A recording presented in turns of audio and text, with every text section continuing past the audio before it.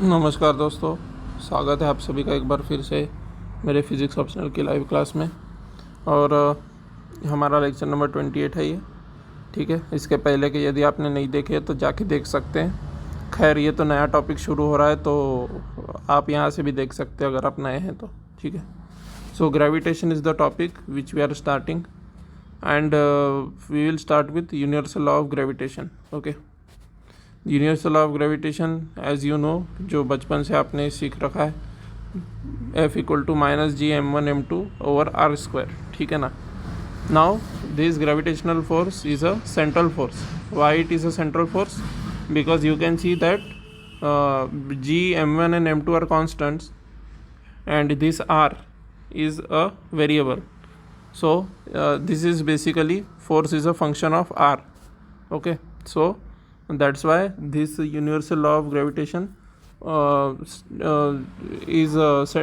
this universal law of gravitation proves that the gravitation force is a central force. ठीक है, क्योंकि central force जो है वो आर का फंक्शन होता है और m1 m2 g कांस्टेंट है। सिमिलरली जो हमारा इलेक्ट्रोस्टैटिक फोर्स होता है उसमें Q1 एंड Q2 दो चार्जेस होते हैं। ठीक है, और उनके बीच में डिस्टेंस r होता है। ठीक है ना। तो हम लिखते हैं 1/4πε0 Q1 Q2/r², ये हम लिखते हैं। ठीक है ना। तो देखिए दोस्तों, अब यहाँ पे बात ऐसी है कि जो मासेस है हमारे, मासेस m1 एंड m2 है, वो हमेशा पॉजिटिव होते हैं दोस्तों। मासेस में ऐसा दो प्रकार नहीं होते कि पॉजिटिव एंड निगेटिव, जबकि चार्जेस में दो प्रकार होते हैं, पॉजिटिव एंड निगेटिव। ठीक है ना। सो चार्जेस में दो प्रकार पॉजिटिव और निगेटिव होने के कारण इंटरेक्शन दो प्रकार का होता है इलेक्ट्रोस्टैटिक वाला। इलेक्ट्रोस्टैटिक फोर्स भी सेंट्रल फोर्स है, लेकिन वो दो प्रकार का होता है। क्यों? क्योंकि मान लीजिए Q1 पॉजिटिव है, Q2 निगेटिव है, तो Q1 इंटू Q2 का प्रोडक्ट निगेटिव हो जाएगा, तो ये अट्रैक्टिव फोर्स दिखाएगा। ठीक है ना। और यदि Q1 और Q2 सिमिलर चार्जेस के हैं तो माइनस इंटू माइनस भी प्लस होता है, प्लस इंटू प्लस भी प्लस होता है, तो that will be completely repulsive force. ठीक है ना, क्योंकि पॉजिटिव वैल्यू निकल के आएगा। लेकिन ग्रेविटेशनल फोर्स में ये माइनस साइन अलग से क्यों लगाना पड़ा दोस्तों? Because gravitational force is always attractive in nature और m1 m2 का प्रोडक्ट ऑलवेज पॉजिटिव आता है। ठीक है ना। तो g m1 m2/r² का जो मान निकालोगे, वैल्यू निकालोगे, तो g m1 m2/r² हमेशा पॉजिटिव आने वाला है।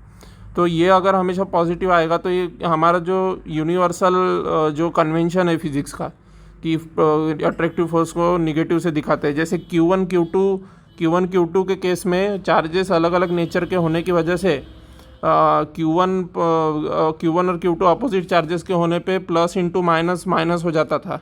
ठीक है ना। तो प्लस इंटू माइनस माइनस हो जाने की वजह से ऑटोमेटिकली माइनस साइन सामने आता है, इसलिए इलेक्ट्रोस्टैटिक फोर्स में निगेटिव साइन अलग से नहीं लगाते हैं। लेकिन यहाँ पे mass is always positive, that's why g into m1 into m2/r² will be always positive. But we know कि gravitational force is always attractive, तो अलग से एक्सप्लिसिटली हमें माइनस साइन इसलिए यहाँ पे लगाना पड़ा। समझ में आ रही ना बात? अब देखिए दोस्तों, गौर से देखने वाली बात यह है कि जो हमारे ग्रेविटेशनल फोर्स है, इसका हम ग्रेविटी का कौन से मायने हमारे सिलेबस में है, UPSC CSC ऑप्शनल के, फिजिक्स ऑप्शनल के सिलेबस में किस हद तक जाना है, हमें कितनी डेप्थ तक जाना है न्यूटन्स लॉ ऑफ ग्रेविटेशन के मायने में। तो देखिए दोस्तों, ऐसी बात है कि न्यूटन्स लॉ ऑफ ग्रेविटेशन को बहुत मॉडिफाई किया जा चुका है और आजकल मॉडर्न जो थ्योरीज चल रही ग्रेविटेशन पे, वो आइंस्टाइन की special theory of relativity, Jayant Deshmukh Nardikar की थ्योरीज, उन पे आधारित चल रही है अभी आजकल की जो वैलिड थ्योरीज हैं। पर हमारे सिलेबस में केवल न्यूटोनियन थ्योरी ऑफ ग्रेविटेशन है, और वो भी न्यूटोनियन थ्योरी ऑफ ग्रेविटेशन में भी सिलेक्टेड पार्ट जो मैं पढ़ाने वाला हूँ उतना ही सिलेबस में है। ठीक है ना, डिटेल में नहीं है सिलेबस में। So that's why we want go into detail कि क्या क्या होता है करके। ठीक है, तो इलेक्ट्रोस्टैटिक फोर्स एक सेंट्रल फोर्स है, ग्रेविटेशनल फोर्स एक सेंट्रल फोर्स है। इलेक्ट्रोस्टैटिक फोर्स में 1/4πε0 Q1 Q2/r² आता है। Q1 Q2 कांस्टेंट होंगे। ठीक है, 1/4π। ये Q1 Q2 क्यों कांस्टेंट होंगे? क्योंकि this Q1 Q2 are not moving charges, this are stationary charges. ठीक है ना। तो as Q1 Q2 are stationary charges, Q1 and Q2 will be constant and 1/4πε0 will also be a constant. So this are square पे ही depend करेगा, are पे ही सारा का सारा खेल डिपेंड करेगा। तो फोर्स अगेन आर का फंक्शन आया, तो इसलिए electrostatic force is also a central force, ठीक है ना। Now two particles of masses m1 and m2 held fixed at a distance r attract one another and the force of gravitation is given by F equal to minus g m1 m2 over r square, ठीक है ना। now this r will always be greater than 0। क्यों r greater than 0 होगा always? क्योंकि distance between two objects cannot be negative, ठीक है ना। distance between two objects cannot be negative, so r will always be greater than 0, ठीक है ना। Negative sign implies attractive nature of gravitational force, ये भी बता दिया मैंने, समझ में आ रही बात। Now we will move ahead. G equal to gravitational universal gravitational constant. अब दोस्तों सवाल ये उठता है कि ये जो फार्मूला, ये जो लॉ है, इसको यूनिवर्सल लॉ ऑफ ग्रेविटेशन क्यों कहा गया, यूनिवर्सल शब्द क्यों आया है? तो देखिए दोस्तों, बहुत सिंपल कहानी है। यूनिवर्सल शब्द इसलिए आया है क्योंकि ये जो हम फार्मूला जो लगा रहे हैं यहाँ पे, न्यूटन ने जो ये फार्मूला दिया था minus G m1 m2 over R square, ये formula right from subatomic particles, ठीक है ना। सब एटॉमिक पार्टिकल्स से लेके तो सेलेस्टियल बॉडीज़ तक अप्लाई होता है ये फार्मूला, ठीक है ना। हालांकि न्यूटन ने इनिशियली ओनली सेलेस्टियल बॉडीज़ के लिए ये फार्मूला दिया था, लेकिन बाद में पता चला कि ये फार्मूला सब एटॉमिक पार्टिकल पे भी अप्लाई हो जाता है, तो इसलिए इसे यूनिवर्सल लॉ ऑफ ग्रेविटेशन कहा गया। यूनिवर्सल इसलिए क्योंकि चाहे आपका पार्टिकल सब एटॉमिक हो, चाहे आपका पार्टिकल ऑटो रिक्शा जितना बड़ा हो, घर जितना बड़ा हो, चाहे आपका पार्टिकल यूनिवर्स जितना बड़ा हो, ठीक है ना। In every case this law holds good, it is valid for everything, ठीक है। इसलिए यूनिवर्सल लॉ ऑफ ग्रेविटेशन कहा गया है, ठीक है ना। इलेक्ट्रोस्टैटिक के लॉ को यूनिवर्सल लॉ नहीं कहा जाता दोस्तों, क्योंकि वो मीडियम के साथ अलग अलग हो जाता है, ठीक है ना। मैं बताऊंगा अभी डिटेल में। देखिए यूनिवर्सल ग्रेविटेशनल कांस्टेंट को जब हम डिस्कस करेंगे तो ये बात आएगी। यूनिवर्सल ग्रेविटेशनल कांस्टेंट को यूनिवर्सल क्यों कहा गया है दोस्तों? क्योंकि यूनिवर्सल इसलिए कहा गया है क्योंकि this does not depend on medium और एनीथिंग, ठीक है ना। वो किसी भी चीज़ पे डिपेंड नहीं करता। जैसे हमारा इलेक्ट्रोस्टैटिक में 1/4π एप्सिलॉन नॉट Q1 Q2 और आर स्क्वायर, ये जो इन्वर्स स्क्वायर जो फार्मूला है, ये फार्मूला आपके मीडियम पे डिपेंड करता है, क्योंकि epsilon not will depend on medium, ठीक है ना। एप्सिलॉन का जो वैल्यू है वो मीडियम पे डिपेंडेंट होगा, समझ में आ रही है ना बात। लेकिन हमारे जी का जो वैल्यू है, जी का जो मान है 6.67 इंटू 10⁻11 ये जो लिखा है, this is always this only, ठीक है ना। ये इसी के बराबर होता है, ये ना इससे कम होता है ना इससे ज़्यादा होता है, ये ऑलवेज इसी के बराबर होता है, चाहे कोई भी मीडियम हो, ठीक है ना। कोई भी मीडियम हो दुनिया का, मीडियम या फिर वैक्यूम हो, मीडियम हो, कुछ भी हो, ठीक है ना। It does not depend on anything, इसलिए इसको यूनिवर्सल कहा गया है, क्योंकि ये ना तो मीडियम पे डिपेंड करता है ना कुछ। लेकिन जो तुम्हारा इलेक्ट्रोस्टैटिक का एप्सिलॉन नॉट है वो मीडियम पे डिपेंड करता है, ठीक है ना। एयर में अलग हो जाएगा, वाटर में अलग हो जाएगा, समझ में आ रही बात।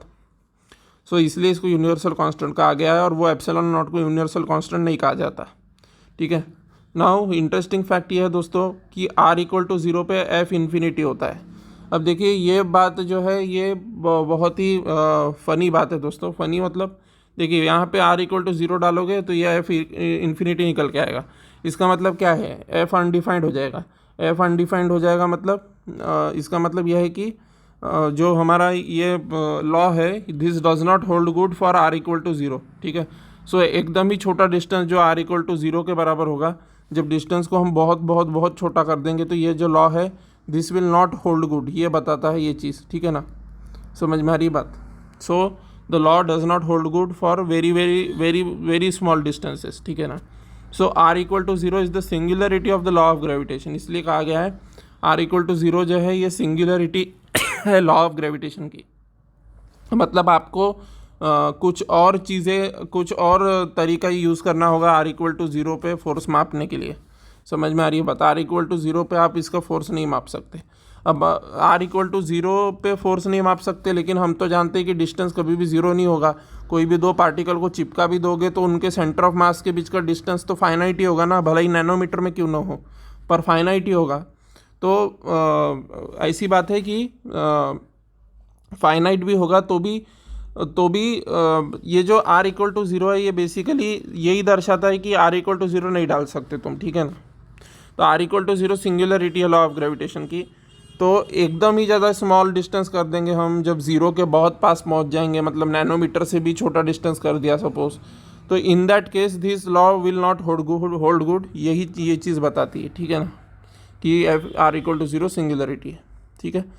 नाउ ये जो यूनिवर्सल ग्रेविटेशनल कांस्टेंट का जो वैल्यू है दोस्तों, ये डिपेंडेंसी पे एग्ज़ाम में यूपीएससी सीएससी का फिजिक्स ऑप्शनल पेपर ये सोच के मत लिखने जाना कि ये कांस्टेंट का वैल्यू मुझे नहीं भी पता रहा तो पेपर में दिया रहेगा, ऐसा सोच के पेपर देने मत जाना।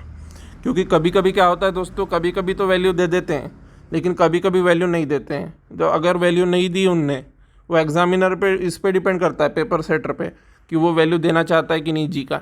अगर आप ये वैल्यू को ध्यान रखें तो ही अच्छी बात है, अगर आप ध्यान नहीं रखोगे तो गड़बड़ हो जाएगी। अगर वो पेपर सेटर ने नहीं दिया पेपर में तो गड़बड़ हो जाएगी, ठीक है ना।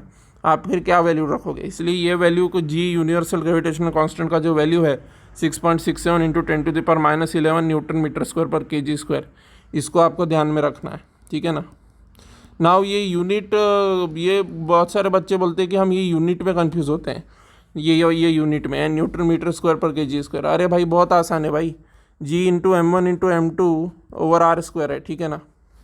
और इधर क्या है, F है, ठीक है, माइनस साइन भी है। माइनस साइन तो डायमेंशन लेते समय कोई काम का नहीं है, ठीक है। तो अभी देखिए आपको फोर्स किस में होना चाहिए, न्यूटन में होना चाहिए, ठीक है ना। तो फोर्स को न्यूटन में ले लिया, जी का डायमेंशन इस तरीके से दिखाया। M1 इंटू M2 क्या आएगा, kg का स्क्वायर आएगा। R स्क्वायर किसके बराबर आएगा, मीटर के स्क्वायर के बराबर आएगा। तो जी का जो डायमेंशन है किसके बराबर आएगा, न्यूटन मीटर स्क्वायर पर kg स्क्वायर के बराबर आएगा, ठीक है ना। These things will go in the right side, ठीक है ना, ये लेफ्ट साइड, ठीक है।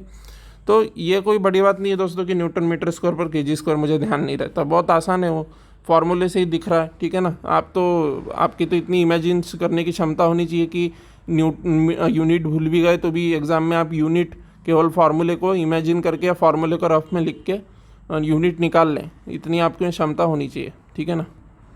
समझ में आ रही है बात। So this is all about the 20th lecture. In the next lecture we will start from gravitational field, ठीक है ना। ग्रेविटेशनल फील्ड से हम स्टार्ट करेंगे अपनी कहानी को, ठीक है। तब तक के लिए अपना ख्याल रखिएगा।